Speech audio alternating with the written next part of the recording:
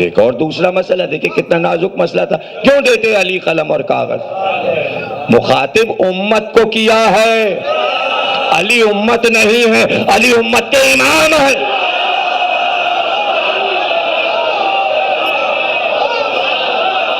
علی اگر لکھوانا ہوتا تو ہر مسئلے میں کہتے تھے علی علی، تو یہاں بھی کہتے علی لاؤ قلم اور کاغذ لاؤ، اور کیا مجال کہ علی لکھوانا لیتے، کیا مجال علی لکھوانا۔ صلح حدیبیہ میں معاملہ ہوا ہے، قلم کاغذ علی کے ہاتھ میں ہے، تو اگر علی کو مخاطب کرتے تو علی دے دیتے۔ تم جو مخاطب ہے تو یہ ہے نازک منزل۔ اب سمجھئے گا، جس کو مخاطب کیا ہے کچھ نہیں پتا کسے مخاطب کیا، ابھی یہ نہیں پتا کہ علی کو مخاطب کیا کہ سلمان کو، لیکن ابو ذر تو ہے ہی نہیں، ابو ذر تو جا چکے ہیں ہندوستان تبلیغ کرنے، وفات نبی کے وقت ابو ذر تھے ہی نہیں، سلمان تھے، عمار تھے، مقداد تھے، عبداللہ ابن مسعود وغیرہ وغیرہ سب ہیں، اور تمام صحابہ ہیں، اور بھی سارے صحابہ ہیں، ہزاروں کی تعداد میں سب موجود ہیں۔ پتہ چلنا چاہیے کہ مخاطب کس کو کیا، نام تو لیا نہیں کہ فلانے قلم اور کاغذ لاؤ، ایسا تو کوئی نہیں مخاطب ہے۔ دیکھیں جملہ کہا تھا میرے بعد گمراہ نہ ہو جاؤ، لو زندگی میں ہی گمراہ ہو گئے، اسی سے تو بچا رہے تھے۔ اس کے بعد مرغے کی ایک ٹانگ پھر جمے رہے کہ اگر نہیں دیا تھا کسی اور نے تو پھر علی اٹھ کے دے دیتے۔ اب کیوں علی دیتے؟ جب کہہ دیا تو اگر علی دیتے اور نبی لکھتے تو کہتے یہ نہ اس کیفیت میں لکھا گیا، اس کا کیا اعتبار تحریر کا؟ اب تحریر بیکار، اب لکھنا بیکار، اب بعد میں لکھنا بیکار۔ پتہ چلا شیطان سے سجدہ نہیں کروانا تھا اللہ کو، اور قرآن میں یہ بات کہہ دی کہ ہم نے سجدہ اس لیے کروایا جو دل میں ہے وہ زبان پہ آ جائے، قلم اس لیے مانگا جو دل میں ہے وہ زبان۔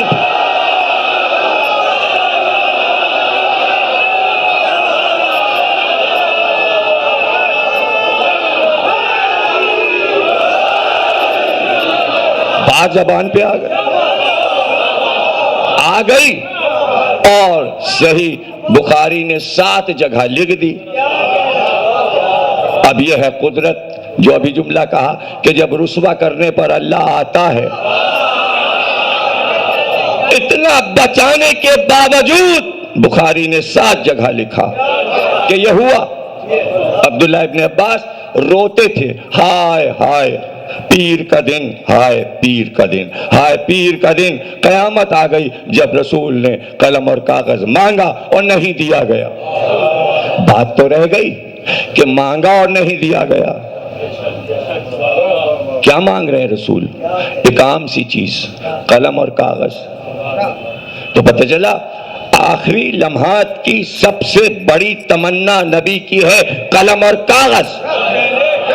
اب اس میں گھمانے لگے، کاغذ تو پہلے نہیں ہوتا تھا اور ایک قلم تو ہوتا تھا۔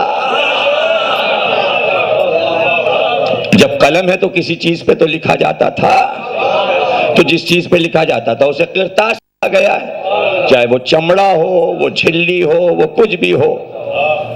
کاغذ چائنا میں بنا ہوگا، لیکن جس چیز پہ جو کچھ لکھا جاتا تھا اسے قرطاس کہتے تھے، اسے قرطاس کہتے تھے۔ جب کاغذ ایجاد ہوا تو اسی کا نام قرطاس رکھ دیا گیا۔ اس میں کیا بات ہو گئی؟ اس میں کیا بات ہو گئی؟ مطلب کہیں سے معذرت نکل آئے، کہیں سے لپیٹا جا سکے۔ اچھا لپٹ جاتا معاملہ اگر بخاری اور مسلم نہ لکھتے۔ پہلی حدیث کی کتاب بخاری، پھر مسلم، پھر سیاست کی ساری کتابیں، مسند احمد بن حنبل، ترمذی، یہ وہ سبھی نے لکھ ڈالا۔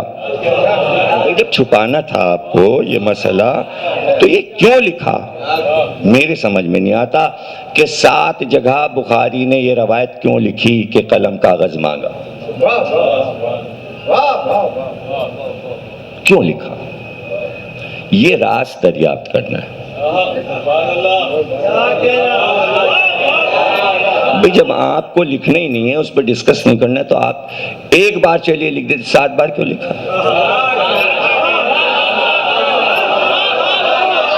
لکھتے ہی چلے جائیں، جگہ جگہ لکھتے چلے، ایک ہی بات کو لکھتے چلے جائیں، فائدہ کچھ ہے نہیں لکھنے لکھانے کا، اس لیے کہ قلم کاغذ تو نہیں ملا تو پھر لکھا کیوں؟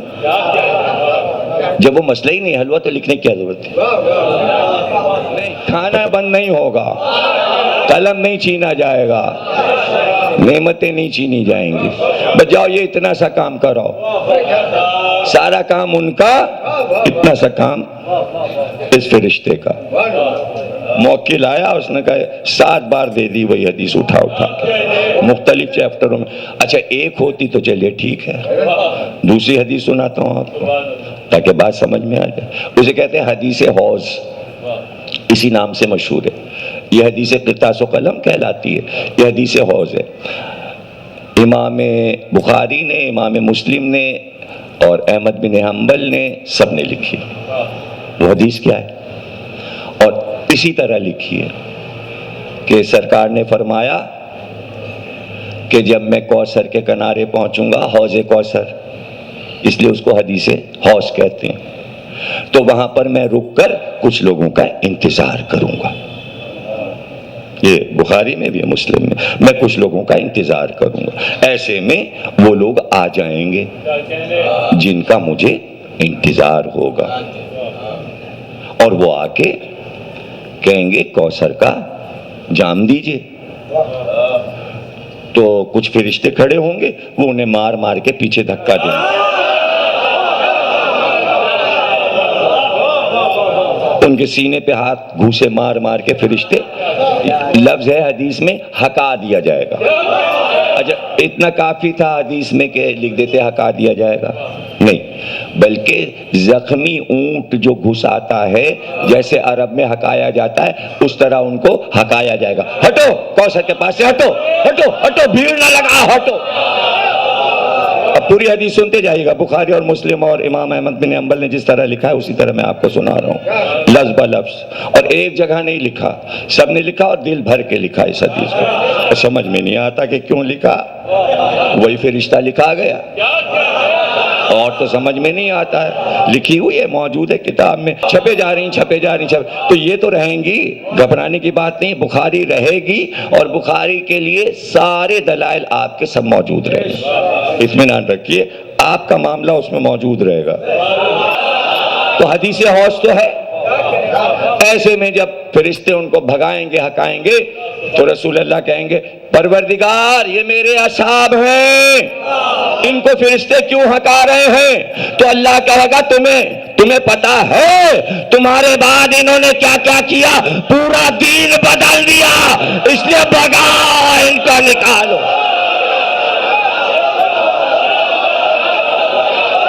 پورا دین بدل، یہ حدیث بخاری میں کیوں رکھی ہے؟ اور اگر رکھی ہے تو یہ تو پتہ لگا لو دین بدلا ہے یا وہی ہے۔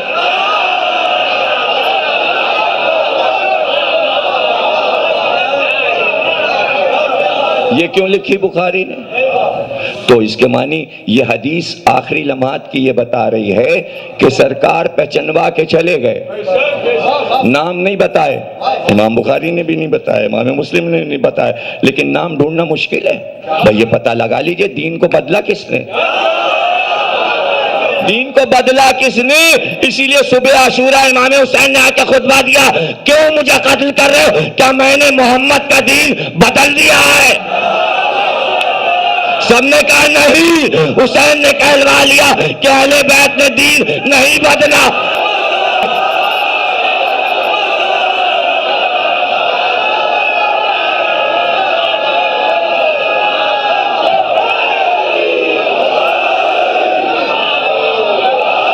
میں نے دین بدلا ہے۔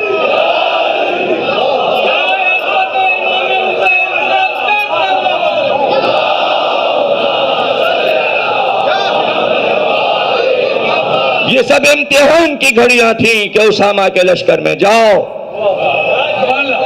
جاؤ ان کے ساتھ جاؤ، کوئی ٹھہرے نہیں، مدینے میں کوئی نہ رکے۔ تو علی کو تھوڑی علم دیا گیا، اسامہ کو علم دیا گیا۔ کیوں علی کو علم دے دیا جاتا؟ ہر بار علی کو دے دیتے ہیں۔ اب کی ایک ایسے آدمی کو علم دے دیا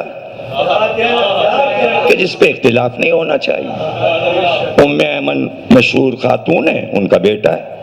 ام ایمن کے لیے حدیث، سچی بی بی، ان کا بیٹا اسامہ، باپ شہید ہو چکا ہے، مارا گیا، قتل ہو گیا جنگ موتا میں، سب کو معلوم ہے، اس کے ساتھ چلے جاؤ، نکل جاؤ یہاں سے، مدینہ خالی کر دو۔ یہ کیا ہے؟ یہ اس لیے ہے کہ بھائی آپ لوگ جائیے، یہاں پر آپ سب کا کام نہیں ہے، وصیت میں نے کر دی ہے، قبر میں علی اتاریں گے، غسل علی دیں گے، آپ کا کام نہیں ہے۔ اور کوئی ضروری نہیں ہے کہ آپ ٹھہریں اور ہمارے جنازے میں شریک ہوں، ہماری مرضی نہیں ہے کہ آپ ہمارے جنازے میں شریک ہوں، آپ سے کوئی مطلب نہیں ہے ہماری وفات اور ہمارے وصال سے، ہم کہہ رہے ہیں جائیے۔ یہ اس لیے کیا تھا تاکہ سب وہاں لڑنے میں مصروف ہوں گے، یہاں جیسے ہی وفات نبی ہوگی جتنے لوگ مدینے میں ہیں علی کی بیعت ہو جائے گی۔ علی کی خلافت کا انتظام کرنے کے لیے سب کو بھیجا تھا، اور وہی ہوا، وہی ہوا۔ بات کھل گئی کہ سب کیوں نہ گئے، اس لیے نہیں گئے کہ علی کو خلافت نہیں لینے دینا ہے۔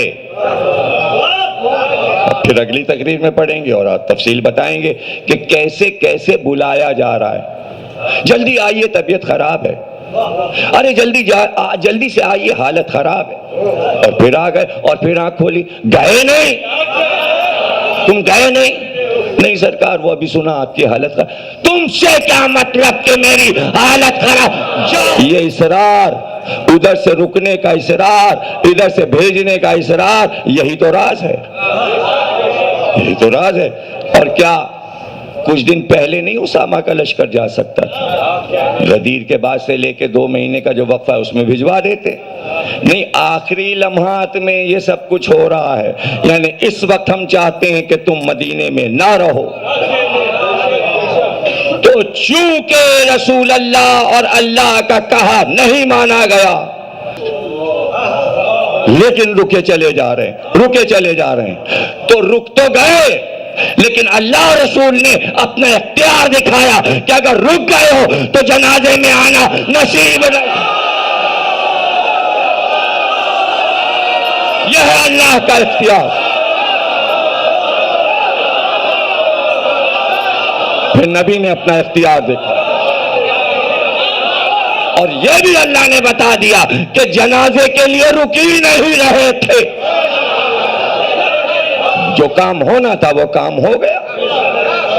اچھا تم نے اپنا کام کر لیا، کر لیا، ٹھیک ہے، اب جاؤ۔ اب ہم تمہیں یہ نہیں کریں گے کہ تم نے جو ارادہ کیا ہے وہ تم سے چھین لیں، نہیں، تمہارا اختیار تم نے استعمال کر لیا، تمہارا اختیار تم نے استعمال کر لیا۔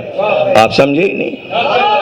اگر شیطان سجدہ نہ کرتا آدم کو تو کتنے بڑے حقوق لے کر محشر کے دن آتا، اور جب ساری انسانیت آتی تو شیطان اٹھ کر کہتا، یہ آئے ہیں تیرے گناہگار بندے، کتنی نمازیں پڑھی ہیں انہوں نے، کتنے سجدے کیے ہیں، ان کے مقابل میں تیرا عبادت گزار ہوں، اس لیے محشر کا اختیار مجھ کو دے کہ میں بخشوں، جو نمازی ہے اسے بخشوں، جو روزے دار ہے اسے بخشوں، جو عبادت گزار ہے مجھے اختیار دے، میں ہوں تیرا سب سے بڑا عبادت گزار۔ کیا انبیاء نے عبادت کی ہے؟ میرا ایک سجدہ 7,000 برس کا ہے۔ آدم نے کوئی ایسا سجدہ کیا؟ نوح نے ایسا سجدہ کیا؟ ابراہیم نے کوئی ایسا سجدہ کیا؟ سجدہ نہ کر کے آدم کو اپنی عبادتوں کا صلہ شیطان نے اسی وقت لے لیا۔ جلدی پڑی تھی اس کو. اس نے کہا میں تو نافرمان ہو گیا, وہ میرا سارا جو محنتیں ہیں بیکار ہوئی جا رہی ہیں. تو جلدی سے کہا مجھے عمر دے, میرے سجدوں کا اور میری عبادتوں کا صلہ دے. اللہ نے کہا مانگ, دینے والا ہو. ایسا نافرمانی کے بعد مانگ, کیا مانگتا ہے؟ کہ عمر چاہیے, لے وقت معلوم تک کی عمر. اور کیا چاہیے؟ زمین پہ اقتدار چاہیے, چھپ چھپ کر بہکاؤں لوگوں کو اور لوگ مجھے دیکھ نہ سکے. جا یہ سلطنت بھی تجھے دے دی, تیرا اختیار ہے زمینوں پر اور انسانوں پر. اور کیا چاہیے؟ وہ مانگتا گیا, وہ دیتا گیا.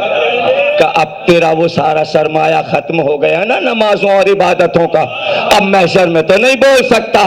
تو نے بدلہ لے لیا, تو نے صلہ لے لیا, اب جو کچھ کیا ہے لا الہ کے بعد اختیار ختم ہو گیا.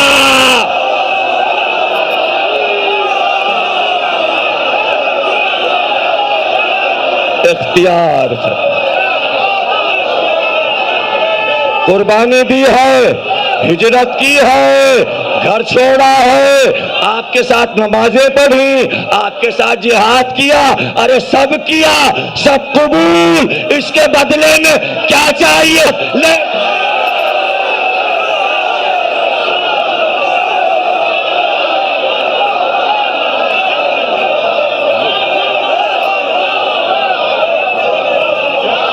مل گیا, صلہ مل گیا. اب جو محشر میں آئے تو کورے, اب کہی نہیں سکتے نمازیں پڑھی تھیں, تیرے حبیب کے ساتھ جہاد کیا تھا.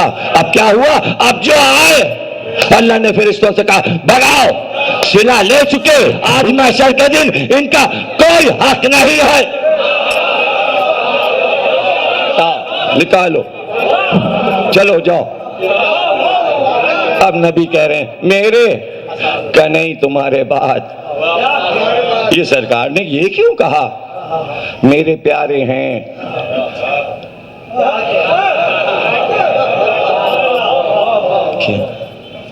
نہیں آئیں. یہ سمجھ میں نہیں آیا اس حدیث میں کوثر کے کنارے آئیں کیوں؟ جنت کے دروازے پہ آتے وہاں سے بھگا دیے جاتے. یہ کوثر کے کنارے کیوں؟ کوثر کے پاس آنا ضروری ہے, ماں قریب آنا ہے, حوض کوثر کے قریب, پھر وہاں سے بھگائے جائیں. کیوں؟ طوبہ کی چھاؤں میں آتے وہاں سے بھگا دیے جاتے ہیں, سدرہ کے پاس آتے وہاں سے بھگا دیے جاتے ہیں, جنت کے دروازے پہ آتے. یہ حوض کوثر کے کنارے کیوں؟ بلاؤ بلاؤ یہاں لاؤ اور پھر بھگاؤ. کیوں؟ اس لیے کہ حدیث میں یہ کہا تھا کہ تمہیں دو گراکار چیزیں چھوڑ رہا ہوں, ایک قرآن ایک اہل بیت, یہ دونوں ساتھ ہیں, کوثر تک یہ ساتھ آئیں گے. بلا کے دکھایا جائے یہ قرآن ہے, یہ اہل بیت ہے, اور جدائی نہیں ہوئی, تم سے جدائی ہو گئی, جاؤ.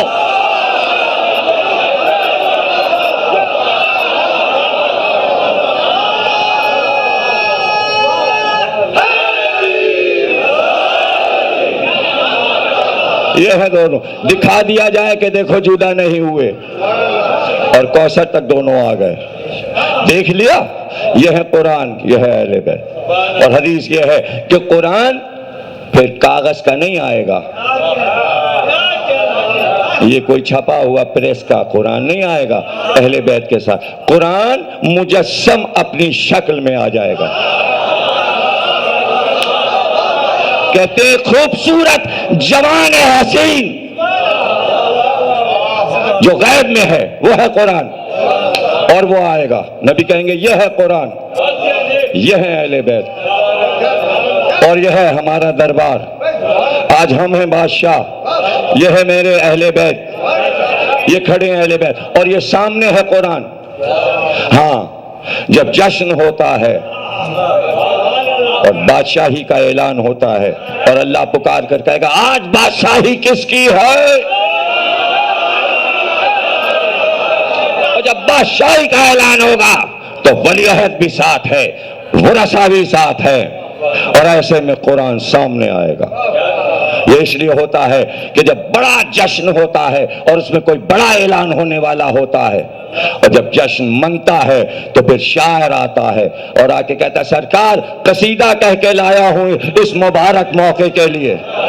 اب وہ منقبت کی محفلیں ہو چکی، شعرا پڑھ چکے، انیس پڑھ چکے، دبیر پڑھ چکے، دربار لگ چکے، عشق و تعشق پڑھ چکے، جوش پڑھ چکے، سب اپنے اپنے دور میں قصیدہ خوانی کر چکے، دربار نبی لگ چکا۔ یہ آخری دربار ہے کہ کائنات کو دکھایا جائے تو کائنات کا سب سے بڑا مداح آئے کہ جو اس خاندان کی مدح کرے، اس لیے قرآن کو بلایا گیا کوثر کے کنارے، اور جب وہ آ جائے تو کہے گا یہ ہے دربار، پھر وہ قصیدہ شروع کرے گا اِنَّا أَعْطَيْنَا كَالْكَوْثَرَ فَصَلِّ لِرَبِّكَ وَانْحَرْ۔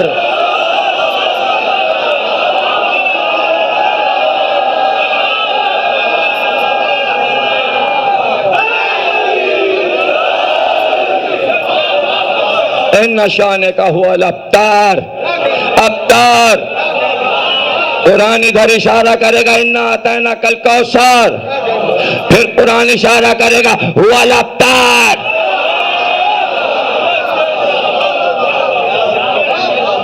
اس لیے قرآن آئے گا، شان رسالت میں قصیدہ پڑھے گا۔ اتنی سی باتیں اگر سب سمجھ لیں تو بات سمجھ میں آ جائے۔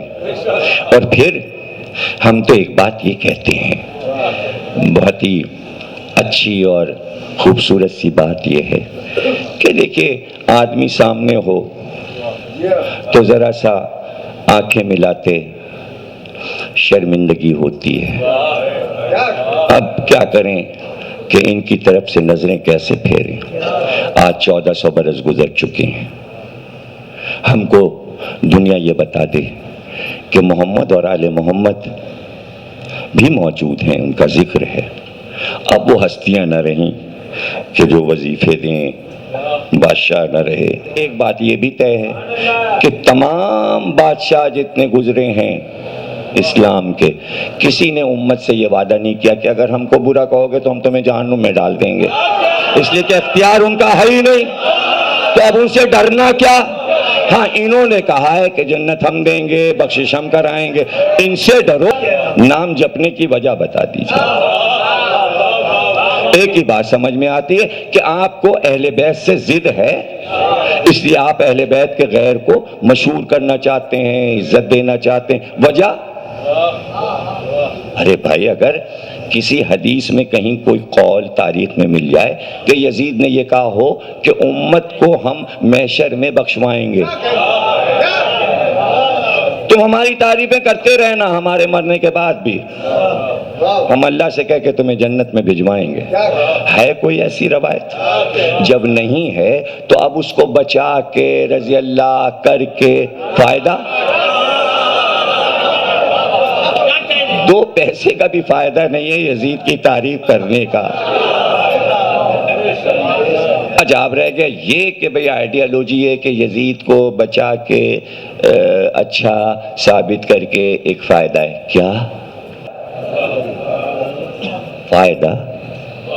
پچھلے سال بھی کہہ چکا فائدہ نہ خود ان کو بچا کے فائدہ، نہ ابا کو بچا کے فائدہ، نہ دادا ابا کو بچا کے فائدہ۔ فائدہ کہیں لکھا ہو تو بتا دیجیے۔ ان کا نہیں فائدہ تو ہے۔ اچھا تو پھر فائدہ بتائیے، فائدہ ان کا فائدہ یہ ہے کہ وہ دراصل ان لوگوں کو لانے والے، حکومت میں انہیں اسمبلی میں شامل کرنے والے، وہ ان کو بچانا ہے۔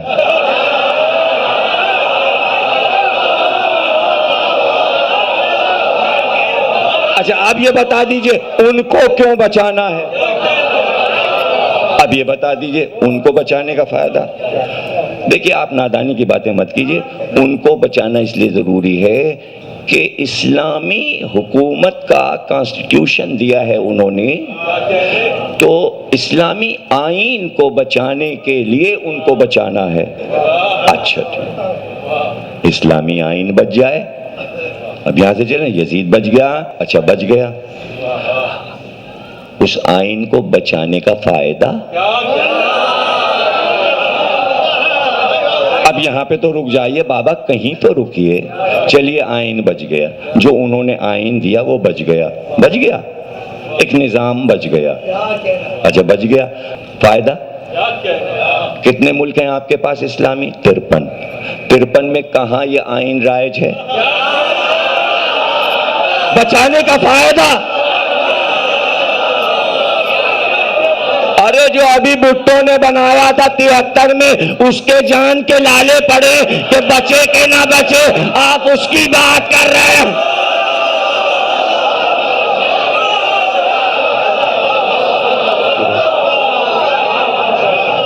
اچھا چلیے ٹھیک ہے، یہ بچا کے کاغذی طور پہ تحفے میں رکھ لیجئے، رکھا ہوا ہے، انہوں نے بنایا تھا، قابل احترام، ٹھیک ہے رکھے رہیے، میوزیم میں رکھ دیجئے، بچے جائیں گے پڑھیں گے. اچھا پہلے ایسے حکومت ہوتی تھی، تو کورس میں پڑھایا جا رہا ہے، کراچی یونیورسٹی میں بھی، پنجاب یونیورسٹی میں بھی ایسے چلتی تھی حکومت، یہ انہوں نے آئین بنایا، ٹھیک ہے بنایا. اچھا ٹھیک ہے لانا ہے، یہ رکھا ہوا ہے میوزیم میں. ارے کراچی یونیورسٹی کا ہی میوزیم صحیح، کہیں تو رکھا ہوا ہے، یہ رکھا ہوا ہے، 14 سال گزر گئے رکھا ہوا ہے، ہم دیکھ رہے ہیں. یہ بتائیے کہ بھٹو نے 73 میں بنایا تھا، اس کے بعد کتنے لوگ آئے؟ بھٹو کے بعد کتنے لوگ آئے؟ بھٹو آئے، پھر اس کے بعد ضیاء الحق، اس کے بعد پھر ہاں پھر وہ آئے، پھر نواز شریف، پھر بے نظیر، پھر نواز شریف، بیچ میں غلام اسحاق، پھر اس کے بعد مشرف نے کس سے حکومت لی تھی؟ نواز شریف سے لی، اب مشرف آ گئے. یہ بتائیے کہ جب سے بھٹو نے وہ پاس کرایا تھا ساری پارٹیوں سے آئین، اور بھٹو کے بعد سے لے کے مشرف تک اس آئین میں کیا کیا بدلا گیا؟ فلانی ترمیم، فلانی ترمیم، فلانی ترمیم، تو وہ اصلی ہے بھی کہ نہیں؟ یہ جو بھٹو کا بنایا ابھی بچوں کے سامنے، آپ لوگوں کے سامنے بنا، اس میں کتنا ترمیمات ہو چکے ہیں اور ابھی ہونے والی. یہ ججوں کے مسئلے میں ترمیم ہوئے گی، اور پہلے بھی ہوئی، ایمرجنسی کی ہوئی، یہ ہوئی، فلانے ہوئی. ترمیم نہ ہوتی تو زرداری کیسے آتے؟ ترمیم نہ ہوتی تو نواز شریف کیسے آتے؟ نہ وہ ہوتے، نہ یہ ہوتے، نہ الیکشن ہوتا، نہ پارٹی ہوتی، کچھ بھی نہ ہوتا. تو آپ کی موجودہ سیاست کا تو یہ حال ہے. کیا گارنٹی ہے کہ جب سے وہ نظام فلاں بنا تھا 1400 برس میں اس میں ترامیم نہیں ہوئی؟ جب ترامیم ہوئی ہیں تو وہ تو نہ رہا، وہ تو نہ رہا. اگر ہے تو وہ تبدیل شدہ ہے، اور آج بھی اگر کوئی اسے لے گا تو جب تک کہ ماڈرنائز نہ کرے گا اسے، وہ چل نہیں سکتا. بھائی اچھا عیدی دے دیجئے، تو کیا اسکوٹر والوں سے عیدی لی جائے گی؟ کیا کار والوں سے عیدی لی جائے گی؟ یہ سب پولیس نظام میں ہے. پتہ چلا ماڈرن ہو چکی ہے. اور پھر اس سے بھی ماڈرن اسکاٹ لینڈ والے، جب یہاں والوں سے کام نہیں چلتا تو وہاں والے بلائے جاتے ہیں، امریکہ والے بلائے جاتے ہیں. تو اب کیا ساری دنیا کی پولیس اس کے تحت چلے گی؟ اسی طرح فوج ہے، فوج کا مسئلہ ہے، ماڈرن ہو چکی فوج، تو پتہ چلا وہ آئین نہیں چل سکتا. اچھا چلیے یہ آئین رکھا ہوا ہے، اچھا رکھا رہنے دیجئے، نہ چلائیے، ترمیم کون کرے؟ اب یہ رکھا ہے. اور یہ ہے قرآن جس کو کہا تھا کافی. دونوں کو ملائیے، ایک طرح کے ہیں یا نہیں؟